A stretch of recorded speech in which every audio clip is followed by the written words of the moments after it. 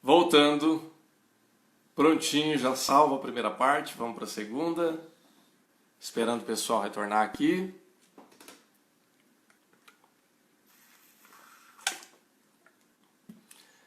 Joia! Vamos acenando aqui pro pessoal. Natanael chegando, Kazu. Tá tarde aí no Japão, Kazu? Deve ser o quê? 11h30 da noite aí, né? Joia. Simone, a Ellen. O pessoal vai retornando pra gente ir seguindo. Pessoal, deixa eu contar uma novidade para vocês enquanto o pessoal tá chegando aí. Essa série eu tenho conseguido salvar ela aqui no Instagram. Antigamente, o Instagram, antes da pandemia, o Instagram ele não permitia que o nosso... É isso aí, 11h30 da noite. Ele não permitia que as lives ficassem mais do que 24 horas salvas. Então a gente tinha que fazer um esquema, tem um aplicativo que você consegue salvar a live depois que ela fica gravada. No entanto, com a pandemia e o aumento do número de lives, você consegue deixar salvo no IGTV. Isso é legal, porque fica aqui no Instagram, você pode consultar essa live que nós fizemos agora, encerramos agorinha, ela já está salva, mas eu estou também estou preparando para colocar a série toda, desde a primeira live, no YouTube, no meu canal do YouTube. Então, tem que editar, deixar tudo arrumadinho, mas nos próximos dias já vai estar lá no canal. Então, se você quiser consultar as aulas que não ficaram no IGTV, vai estar lá no canal do YouTube, tá? Ou nesse canal do YouTube que eu vou estar falando aqui, que talvez você vai estar assistindo já aqui no YouTube. E o que nós estamos conversando hoje aqui também. Tudo bem? Então fica mais como uma possibilidade aí para quem quiser depois recordar, voltar, se você perdeu alguma aula. Eu chamo de aula, mas a gente pode chamar de conversa, bate-papo, enfim. Você pode seguir e também comentar lá, ou participar, ou compartilhar. Porque no YouTube, às vezes, é difícil de você compartilhar. Às vezes você quer compartilhar uma aula, no YouTube não, no Instagram, desculpa. Mas a pessoa tem que ter o perfil no Instagram também. E com o YouTube é mais fácil, no sentido de compartilhamentos, porque você pode mandar um link para um grupo de WhatsApp, de Telegram, etc. Tá bom, gente? Bom, vamos seguir aqui então. Estamos aqui nós estamos falando, portanto, da soberania, do tamanho e da imensidão do nosso Deus, que é o único que tem o controle de todas as coisas. Então, quando a gente reconhece isso, a nossa vida começa a ter uma mudança. Quebra o nosso orgulho, quebra depois a nossa prepotência de achar que a gente consegue controlar tudo. Só uma observação sobre essa questão do controle. Quanto mais uma pessoa é controladora, mais insegura ela é. Tá? A necessidade de ter o controle de todas as coisas denota um nível de insegurança na gente. Tá? Eu não estou falando do controle necessário para que as coisas funcionem. Tá? Então, por exemplo, eu dou uma ordem para os meus filhos dormirem em determinado horário, mas até que eles aprendam a repetidamente dormir nesse horário, eu tenho que ir lá dar uma controladinha. Eu vou lá, dou uma olhada, se a luz está acesa eu apago, se eles estão sorrateiramente com o celular ligado, eu tiro o celular deles. Até que chega um tempo que eles naturalmente vão fazer isso, não preciso mais ficar controlando. Então o controle ele é importante, é necessário em tudo na vida, em certa medida. Se você tem uma empresa e os funcionários têm que entrar num determinado horário, se não tiver cartão de ponto ou livro de ponto, você vai ter problema. Cedo ou tarde o pessoal vai começar a atrasar, ou vai sair mais cedo. Então, você está entendendo o que eu estou falando. O controle ele serve para equilibrar as coisas. Agora, eu não posso querer controlar o que todas as pessoas fazem ou todos os eventos da minha vida, senão eu vou ficar doido. E isso vai demonstrar um nível de segurança muito alto e uma perda de energia emocional muito grande. Tem gente que fica arrebentado, não consegue seguir adiante porque gasta energia demais só controlando todas as coisas. Controla o que o marido faz, o que o marido pensa, o que a esposa faz, como a esposa se veste. Gente, ninguém vive assim. Não dá para viver assim muito tempo. É insustentável. Por isso que a gente precisa confiar em Deus. E Deus quer que a gente confie nele. Ok? Bom, aí então segue a necessidade da gente experimentar uma profunda aptidão para esperar por Deus. Saber esperar no Senhor é sinal de uma maturidade espiritual. É sinal de que a gente está pronto para atravessar a muralha e viver uma vida melhor. Sabe por quê, gente? Porque como Deus é misterioso, como Deus é o inefável, é o incompreensível, é o eterno, Ele tem certos planos e o modus operandi de Deus, ele é muito diferente do nosso. A maneira como Deus lida com as coisas não é a nossa maneira. Deus tem um tempo para todas as coisas e a gente tem que saber esperar nele. Às vezes, a gente tem certas aspirações que só vão se realizar no tempo de Deus. Por quê? Bom, primeiro porque Deus tem os motivos dele. Primeira coisa. Mas também porque, fazendo uma leitura compreensível, tentando compreender aos nossos olhos, o que acontece é o seguinte: tem certas coisas que nós vamos ter que experimentar que não tem como queimar a etapa. Olha só, eu estou com 45 anos. Eu tenho uma porção de sonhos que ainda não se realizaram, que eu já pedi para Deus. E na minha forma humana de compreender, eu entendo que algumas dessas coisas não aconteceram ou porque eu não estou preparado ainda para experimentar e vivenciar, ou porque eu ainda não cumpri todas as etapas para poder alcançar isso. Que no final das contas significa que eu não estou preparado ainda, do mesmo jeito. Então Deus sabe disso. Como eu também já estou vivenciando coisas maravilhosas que eu estou esperando de Deus há muito tempo e que finalmente eu estou conseguindo experimentar e vivenciar e Deus está me dando agora. Então, mas a gente tem que aprender a esperar no Senhor. Aprender a ter paciência com Deus. Não com Deus, mas na vida com Deus. Porque Deus, por mais que Ele me ame, Ele não precisa de nenhum tipo de compaixão, de condescendência da minha parte. Ele é Deus. Eu tenho que baixar minha bola e ficar na minha aqui. Tá? Então, a gente vê isso, por exemplo, na história de diversos personagens bíblicos. Olha só, lembra quando eu estava falando de Ana? Que Ana, ela, por mais que fosse agradada pelo marido, ela era infeliz. Ana teve que perseverar muito com Deus para poder finalmente ter o filho que ela tanto desejava, que era Samuel. Deus não podia ter dado para ela antes? Poderia. Deus é Deus, faz o que Ele quiser. Mas veja que Ana, ela chegou a um ponto da vida dela em que ela falou: Deus, me dá, eu vou consagrar ele para o Senhor. E aí ela teve um filho que desde o seu ventre estava pronto para ser o que ele se tornou, que foi a vida e a história do profeta Samuel. Percebe? Olha só, Abraão, que esperou tantos anos pelo filho da promessa, pelo seu filho Isaque, e, na verdade, ele só foi ter o seu filho Isaque quando Deus permitiu. Ele quis apressar as coisas, ele foi ter um filho com a sua escrava, com a serva da sua esposa, Agar, e Deus, na sua misericórdia, deu promessa para aquele menino e para aquela mulher também, que Deus não é injusto. No entanto, Deus teve que corrigir Abraão e falar assim: cara, não tenta fazer as coisas do seu jeito. Não tenta dar uma ajuda para mim, porque eu não preciso da sua ajuda.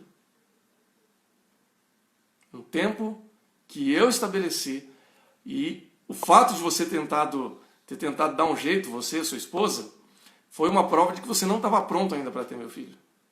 O filho que eu vou dar para você. E ele teve que esperar mais um pouco.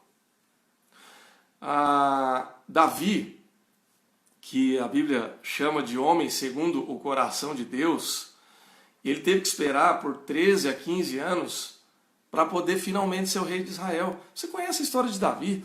Davi era ainda adolescente quando ele é ungido como o próximo rei pelo profeta Samuel, porque Samuel, na sua relação com Deus e na sua sabedoria, ele percebeu que Saul não era um bom rei, que Saul já tinha pisado tanto na bola que não ia dar mais. E ele tem um direcionamento do Espírito de Deus para encontrar o filho da casa de Jessé, que finalmente seria o rei, Davi. Só que Davi, ele vai alcançar o estrelato depois muito novo ainda. Ele vai lá, ele enfrenta Golias, ele fica famoso, ele ganha de presente a mão da princesa de Israel, filha de Saul. O cara, ele alcança o estrelato muito jovem. Aí você diz assim, poxa, que legal, né? Esse cara teve uma vida extraordinária. Cara, extraordinária sim, mas difícil. Porque Saul fica enciumado e ele já não tem mais ele não tem mais o privilégio de ser chamado de rei pela sua própria impulsividade, pela sua loucura. E aí então, a história de Saul dá uma história muito interessante para a gente escrever um livrinho aí só para isso. Mas o que eu quero dizer, ele vai ser perseguido, Davi, por Saul, pelos seus soldados e etc. E ele tem que passar 13 anos no deserto fugindo. É justo?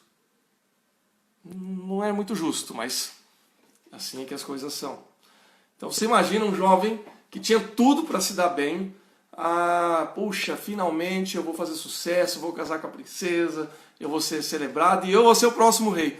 E aí de repente tudo cai por terra. E ele passa por todo esse tempo sendo perseguido. Às vezes, gente, a gente chega num momento da nossa vida que tudo está dando muito certo. E de repente tudo vai por água abaixo. Quantas pessoas, por exemplo, nesse momento da quarentena, estavam com seus sonhos. Eu mesmo tinha projetos aí que eu tive que colocar em stand-by. Mas eu não posso nem reclamar, porque a minha vida não está tão difícil assim. Tem gente passando por uma realidade muito pior, muito mais dura. E aí então, fala, puxa, mas agora que estava tudo dando certo, vem aí essa quarentena e põe tudo por água abaixo. Gente, eu tenho um profundo respeito e temor em falar qualquer bobagem a respeito da dor que essas pessoas estão passando. Por quem ficou doente, por quem perdeu ente querido, por quem perdeu o trabalho, perdeu o emprego, perdeu a empresa. Isso é difícil. Isso não é fácil. Precisa ter muita força emocional, precisa ter muita fé em Deus para superar tudo isso. Mas é possível superar para quem confia em Deus. Tá bom?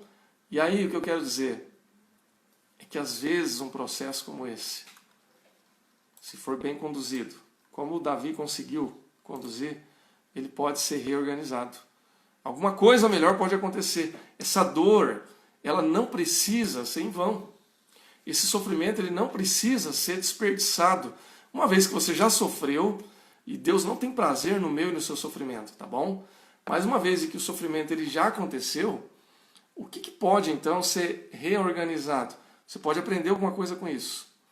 E é nesse tempo de espera que Deus trabalha com a gente.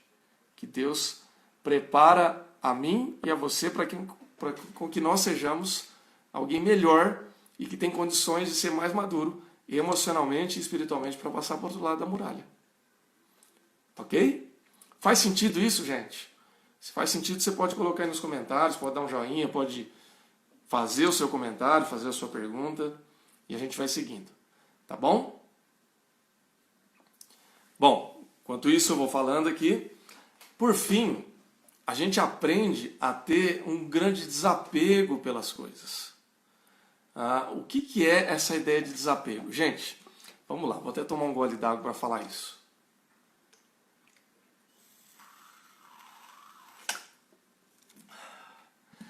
Vocês sabem que hoje, até pelo advento das redes sociais e pelos conceitos aí, hoje você tem... por exemplo, eu tenho um livro evangélico escrito por ministros religiosos que se chama Vida Simples,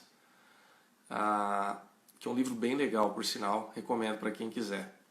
Chama Vida Simples. Tem um outro livro também do Bill Hybels, que é um líder religioso muito conhecido, muito famoso, que se chama Simplifique, que também vai mais ou menos nessa linha de você organizar as coisas, de você aprender a viver com menos, a ideia do menos é mais. Existe hoje uma corrente que fala da vida minimalista. A Netflix tem um documentário sobre isso, né? Sobre viver com menos. Eu não lembro agora o nome do documentário. Vamos ver se eu acho aqui no São Google aqui. Minimalismo. Se você lembrar, você pode colocar aí, tá?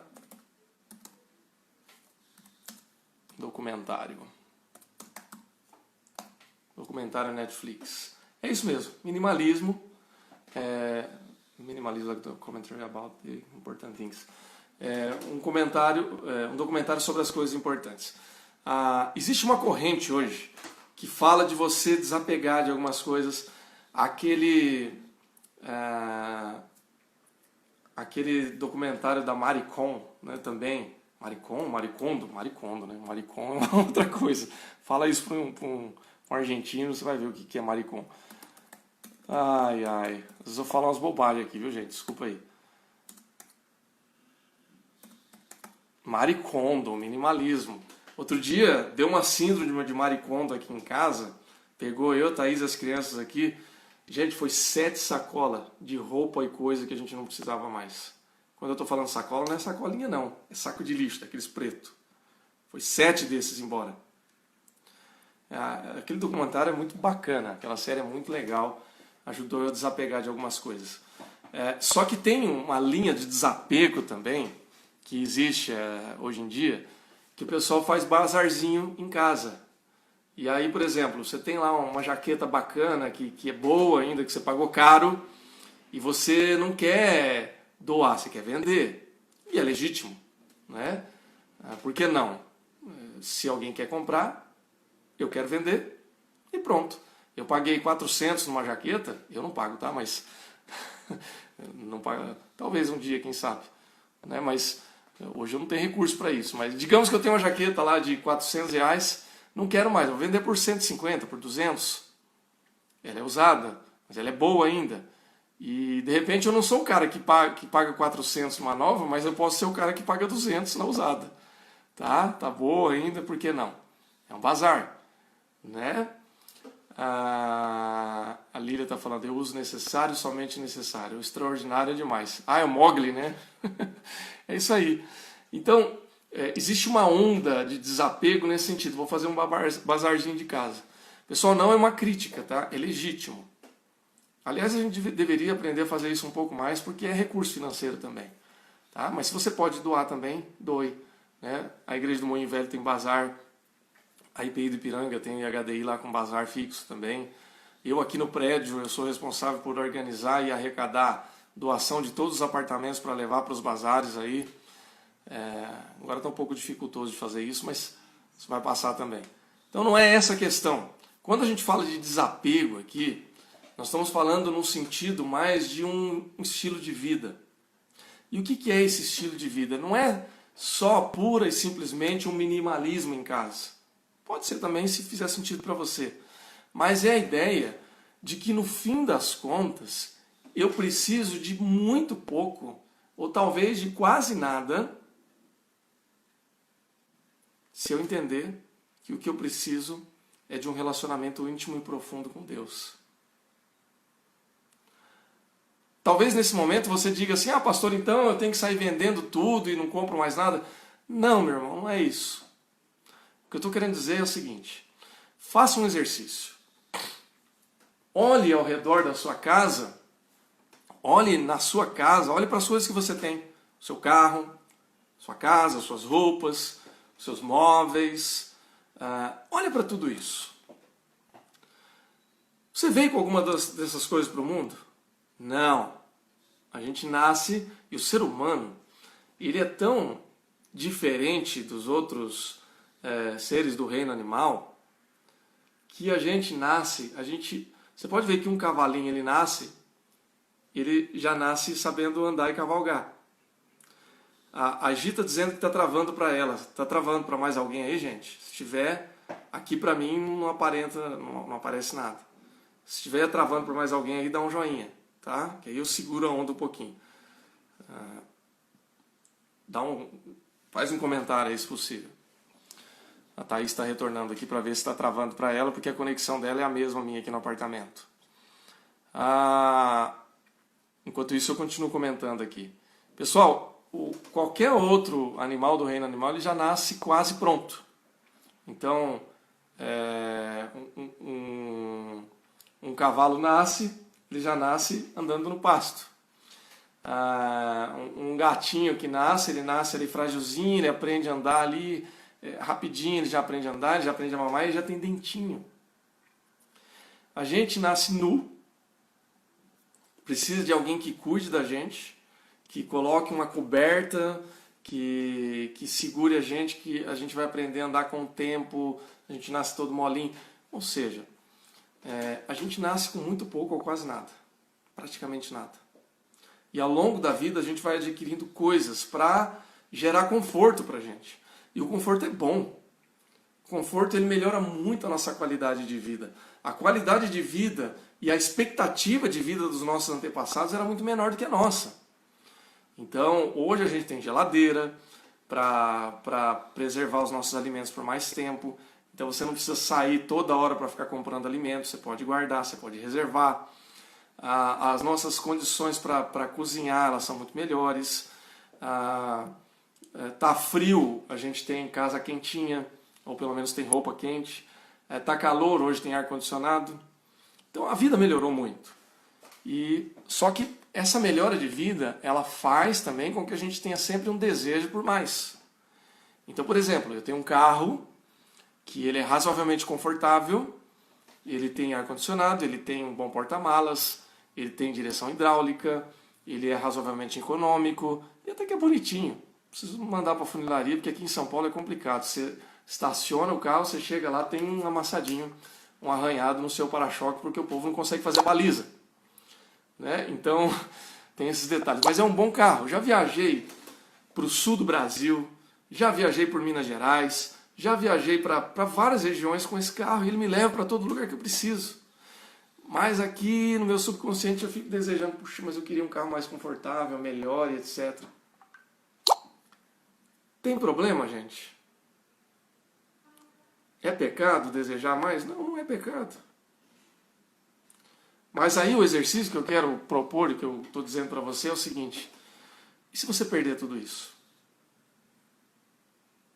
Você continua vivendo? Meu Deus do céu, não silenciei notificação aqui. Vamos seguindo.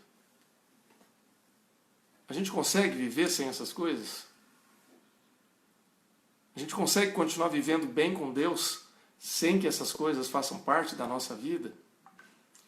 É importante a gente entender isso. É importante a gente fazer essa reflexão. Por quê? Porque no final das contas, o que é que importa? O que importa é o nosso relacionamento com Deus. Olha só, você pega a história de Jó, por exemplo. Jó é um personagem antigo, lá do Antigo Testamento, ok? Mas Jó foi um cara que era o homem mais rico do Oriente. Então, assim, essa história toda, entenda ela como você quiser, pois é goteira. Eu tenho 2 perfis do WhatsApp aqui por causa do meu trabalho, e o segundo perfil ele não está desabilitado para notificação. E alguém está me mandando mensagem aqui, tá pop, pop, pop, pop. Espero que a goteira acabe. Eu estava falando de Jó. Jó era o homem mais rico do Oriente. Ele tinha 10 filhos, ele tinha esposa, ele tinha riquezas, etc, etc. Se você conhece a história de Jó, você sabe que o diabo, ousado e bicudo como ele era, ele vai lá na Assembleia dos Santos, dos anjos, e vai lá questionar Deus. O povo gosta de você porque você dá as coisas para ele. Aí ele fala lá, não, Jó, como que ele é meu servo, como ele é fiel, como ele me ama. E aí o diabo fala assim, ele te ama porque você dá tudo para ele. Então tá bom. Vamos ver se é assim mesmo. E Jó perde. Se você quiser questionar um pouco a história de Jó, depois você me fala no particular, eu vou te explicar como é que é essa história, mas grosso modo. Jó perde tudo. Jó perde os seus recursos, Ele perde de uma só vez os seus 10 filhos. Você já foi no velório de alguém que perde um filho?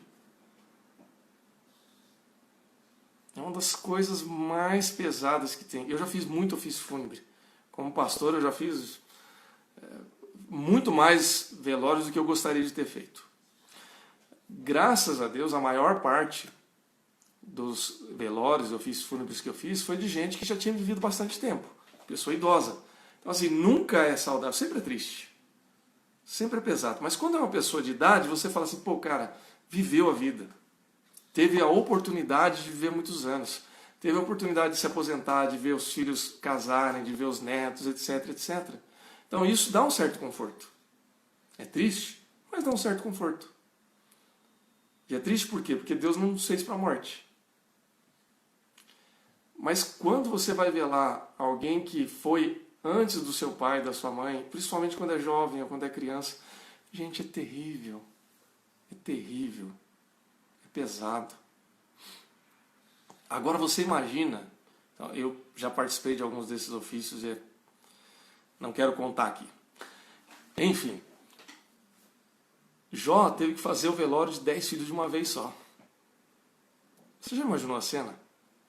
O Jó ali olhando para 1, 2, 3, 4, 5, 10 caixões de uma vez só. E aí ele perde tudo. E depois ele perde a sua saúde, ele fica com uma doença terrível na pele. E ele fica com os seus amigos ali provocando ele perde as amizades. E no final das contas a esposa dá para ele um recado, amaldiçoa logo esse Deus e morre. Ou seja, ele perde o respeito até da esposa. E ele continua firme, perseverando. E perseverando ele fala assim, bom, se eu perdi tudo eu ainda tenho Deus. Eu posso ter perdido tudo, mas ainda eu tenho um Deus. Gente, essa é uma situação limite, tá? Ninguém de nós aqui somos Jó. Eu e você não somos. Ainda bem, não quero viver o que Jó viveu. Mas o exemplo dele serve para ilustrar o que na prática é a essência da nossa vida. Que Deus é o centro, ou deve ser o centro da nossa vida.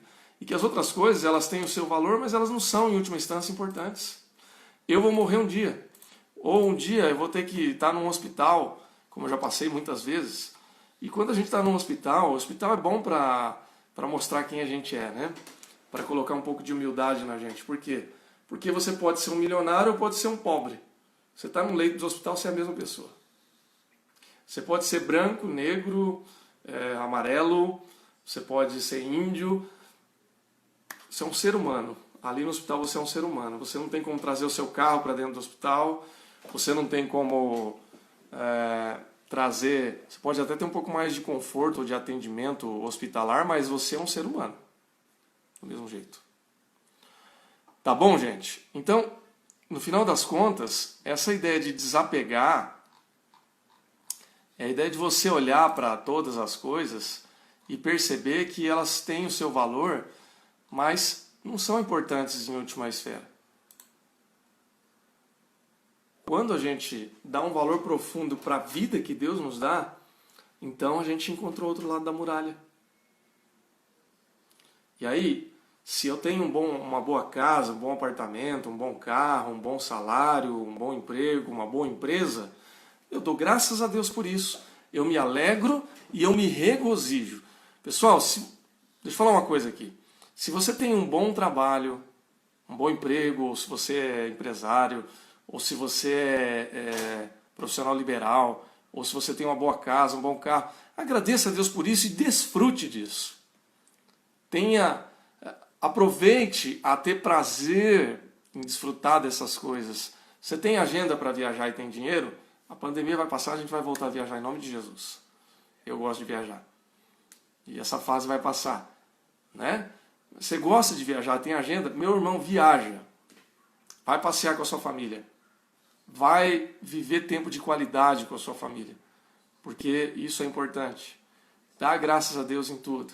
Você tem um trabalho hoje que te dá sustento ou que te dá conforto, agradeça a Deus todo dia pelo seu trabalho. Você tem um carro bacana, que você tem prazer em cuidar dele, em viajar, ou pegar um sábado de manhã, depois que você assistiu a aula com o pastor Léo, Você vai lá, você gosta de lavar o carro, passar um ar-condicionado, um aspirador de pó no carro. Eu gostava disso quando era mais jovem, hoje nem tanto mais. Mas de vez em quando, aqui morando em São Paulo, num prédio, eu não consigo fazer isso. Tem que pagar para lavar. Mas é prazeroso isso para você? Ok. Você gosta de uma casa arrumadinha, gosta de ter uma sala bacana, tal? Gente, não é pecado. Gosta de vestir uma roupa bacana, se sentir confortável, isso eleva a tua autoestima? Parabéns. Agradece a Deus e faça isso. Tenha prazer nessas coisas. Porque às vezes a gente não consegue desfrutar das coisas e a gente não é feliz. E Deus não está preocupado com isso. Você pode ser feliz fazendo isso. Mas tenha consciência de que não é isso que te define como aquele a quem Deus quer que você seja. Porque essas coisas são transitórias. Hoje eu tenho meu carro, amanhã eu posso não ter mais. E aí, eu vou ser infeliz com Deus? Hoje eu visto uma roupa bacana, amanhã talvez não consiga mais vestir. E daí? Hoje eu sou saudável. Eu posso, depois do almoço, pegar mais tarde, no fim da tarde, botar minha máscara na cara e fazer uma caminhada aqui pelo bairro. Estou saudável. Amanhã eu não sei. Eu não sei. E aí? Eu só vou ser feliz com Deus enquanto eu tiver essas coisas? Não.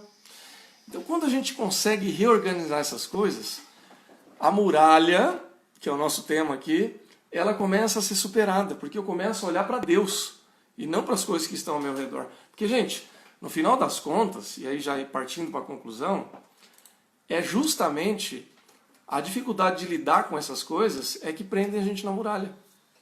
Então, a muralha veio por causa do divórcio, por causa da catástrofe, por causa do desemprego, etc. Tá, isso é o sintoma de tudo isso. Mas qual é a causa? A causa é porque de uma maneira ou de outra a gente não consegue lidar com esses fatos. E aí só quando eu sou quebrantado, quando eu experimento um apreço pelo mistério de Deus, Deus misterioso que controla todas as coisas, quando eu tenho aptidão para esperar por Deus, tenho paciência, eu sei que Deus não esqueceu de mim. Está demorando, mas Ele não se esquece. E aí então eu tenho uma profunda aptidão por esperar e tenho esse desapego, eu chego adiante. Eu consigo ultrapassar a muralha porque Deus trata comigo. Tá bom? E aí por fim, nós vamos para a jornada para fora. Eu venço o período da muralha, é o estágio 5, né, que nós falamos de 4 estágios lá na aula passada. É quando eu venço o período da muralha, eu supero crises e retomo a caminhada para o serviço a Deus.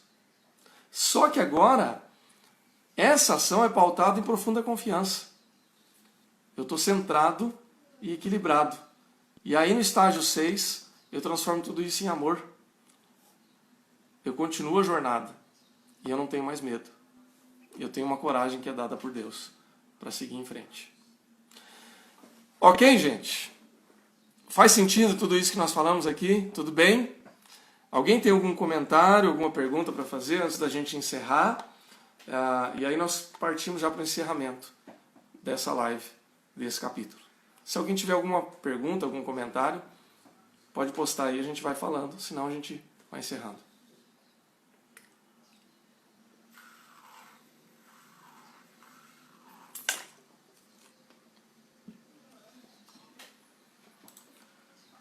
Ok? Esperar um pouquinho aqui pelo delay, senão a gente vai encerrando aqui.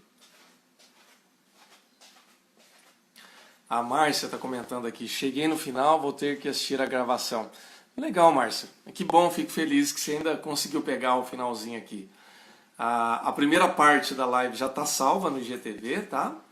E a segunda parte, que é essa que nós estamos conversando aqui agora, assim que eu encerrar, eu já deixo salvo lá também. E, Márcia, eu não sei se você pegou aqui no começo,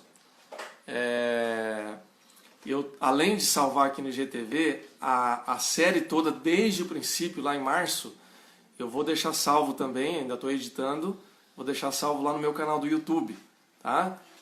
Na minha bio aqui, no meu perfil do Instagram, tem o Linktree que você clica, você vai achar meu canal lá, tá bom? Tem outros conteúdos interessantes lá também, tá bom? A Ellen comentou aqui, conteúdo muito bom, muito bem trabalhado. Obrigado, Ellen. Sua opinião ela é importante para mim, tá? Eu fico muito feliz com esse comentário. Que bom, se a gente puder trazer um bom conteúdo, ajuda. Legal, gente? Alguém tem mais alguma pergunta? Algum comentário? Senão a gente encerra, finaliza por aqui. Tá? Joia, Márcia. Obrigado. Tá bom? Bom, aqui no meu Big Bang tá passando um pouquinho do meio-dia. Tá na hora da gente almoçar, né? Então eu vou finalizando aqui, encerrando. Meio-dia do dia 6 de junho de 2020. Para quem estiver ouvindo depois, é por isso que eu tô falando que eu vou almoçar. Já tô até pensando no que nós vamos comer hoje. Surpresa. Pessoal, obrigado. Brigadão pela presença. Deus abençoe a todos. Fico muito feliz por essa interação. E lembrando que meu perfil é aberto, tá? No Instagram. Meu perfil é aberto no Facebook. Meu perfil é aberto no YouTube. Então, se quiser conversar, bater um papo, estamos aí à disposição. Tá bom? Um abraço para todos. Deus abençoe. Obrigado. Obrigado, viu, Cazu? Vai ter uma hora que nós vamos sentar junto para bater um papo e conversar e quem sabe almoçar ou jantar juntos aí. A gente come uma comida diferente. Eu sei que é clichê, você está no Japão e naturalmente você come comida japonesa no Japão também. E eu gosto bastante. Tá bom? Minha esposa está chamando eu para fazer um churrasco aqui agora. Vamos ver. Acho que dá para fazer. Né? Hoje com grelha elétrica a gente faz rapidinho. Um abraço para todos. Deus abençoe.